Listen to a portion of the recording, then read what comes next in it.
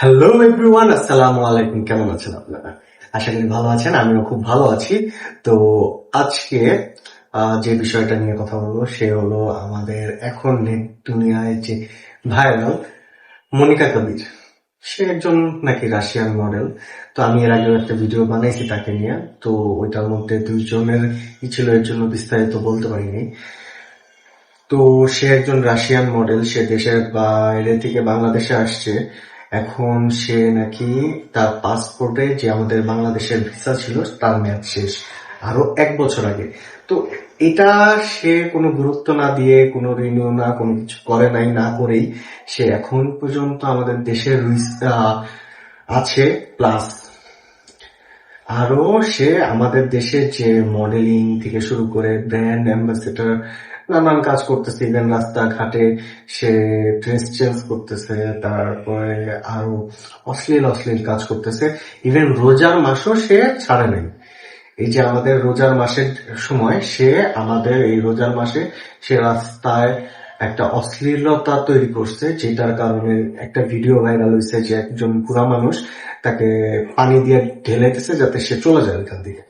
তো এখন বিষয়টা হলো যে সে এরকম জিনিসগুলো করতেছে। এখন আবার সে যখন একটা ঝামেলা ক্রিয়েট করছে একজন রাস্তার পথচারীকে মারার পরে, এখন তাকে নিয়ে যখন অনেক কথা হচ্ছে, তাকে নিয়ে অনেক কি হচ্ছে, এই টাইমে সে কি করলো, সে বাংলাদেশের মানে একজন উকিল যে তাকে হলো আর কি নোটিশ পাঠানোর পরে সে কান্নাকাটি করা তো করছেই। আবার আজকে আমি একটা পোস্ট দেখলাম তার।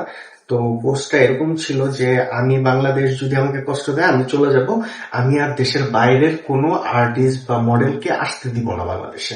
তো এই যে আমাদের একটা থ্রেট, এই জিনিসগুলো দেওয়ার রিজনে তাকে কি উচিত বাংলাদেশে রাখা?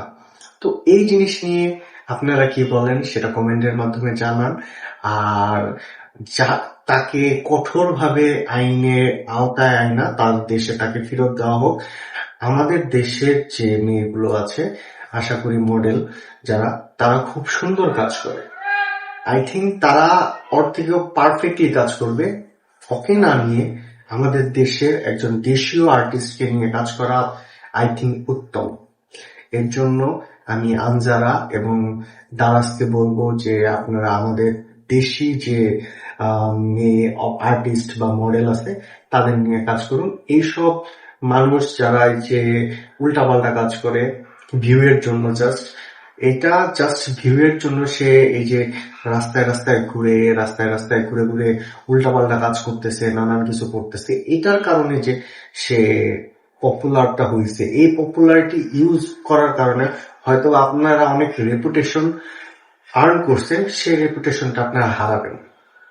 তো ওই রেপুটেশনটা ধরে রাখার জন্য আই থিঙ্ক আপনাদের ওই রকম লেভেলের আর্টিস্ট নিয়ে কাজ করা উচিত। এইসব এই মনিকা কবিরের মতো আর্টিস্টকে নিয়ে না কাজ করাটাই উত্তম। তো আজকের ভিডিও এই পর্যন্তই। আশা করি কালকে দেখা হবে। আজকে 24 রমজান চলে গেল।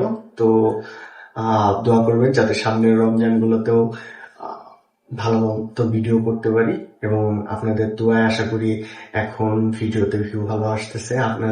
আপনারা সাথে থাকলে আর সাবস্ক্রাইব করলে আশা করি আরো ভিউ ভালো আসবে, আরো সুন্দর সুন্দর ভিডিও দিতে পারবো। আর আপনাদের কেমন লাগতেছে ভিডিওগুলো সেগুলো জানালে হয়তো আরো সুন্দর আর আরো নতুন নতুন ভিডিও দিতে পারবো। ধন্যবাদ সবাইকে। আসসালাম।